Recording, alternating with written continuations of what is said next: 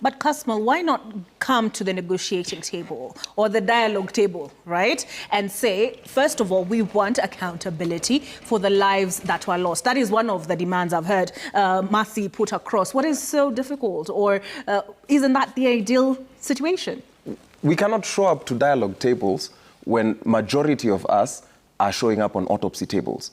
It is an unfair thing for you to expect of the Kenyan youth to take this while lying down, because everybody but the people who are losing blood, and I will keep on referring to these people because the youth that have died, and there's no need for euphemism, they did not just die. It was not an accident. They did not die of the protests. They are victims of police brutality.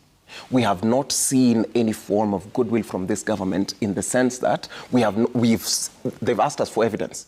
We have shown photos, we have shown videographic evidence, because they told us that they do not have CCTV footage of the people who went into parliament. We have shown different angles and the way the fences were already down by the time people were getting in. Who did you show this? These things are in public domain. Just the same way they can find youth. You've run stories here of people being abducted, right?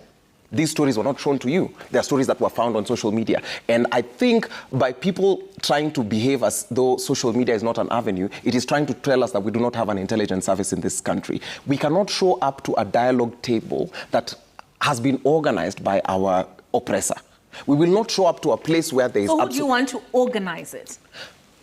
Again, we do not want dialogue. Our demands have been very simple. They do not need conversation, they only need action. If I say, for example, crack a war on graft, why do you still need to call me and ask me, what is this about? If I say, give us IDs, do not give us IDs at exorbitant fees, give us IDs at 100 shillings and we don't want them to expire. Why do we need a dialogue for that? If we say, reconstitute IEBC, we still want to call us to a table. When we say, okay, let the police not kill us. Dialogue fair point. But did you listen to the president's speech? Was it on Wednesday? Yes. And he outlined several measures, right, in addition to measures he had announced prior. Right. And he did talk about accountability for the lives lost and for those who've been injured across the board, even the businesses which were looted, right? He did talk about compensation. He talked about amendments to the Evidence Act that would enable corruption to be addressed, or rather corruption cases to be concluded within 6 months. He talked about enhancing witness protection as well as incentivizing whistleblowers. So he says, I have done my bit, give me time. This is the same government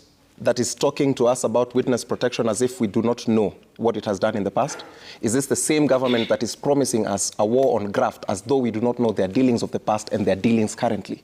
Is this the same government that is promising us an acceleration of the conflict of interest bill as though they are not running an nepotocracy where they're trading with their own family members? Is this the same government? The thing we're saying is, those demands, we have never met him to make it to him. We have never said, outgoing President Ruto, please, these are our demands. He's found them somehow. And the things which we've consistently been saying on our social media have found out their way into his speeches.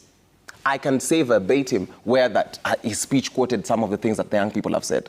So why do we need dialogue? All he needs to do is log onto his phone and say, hey, what is this person saying today? They're saying... All right.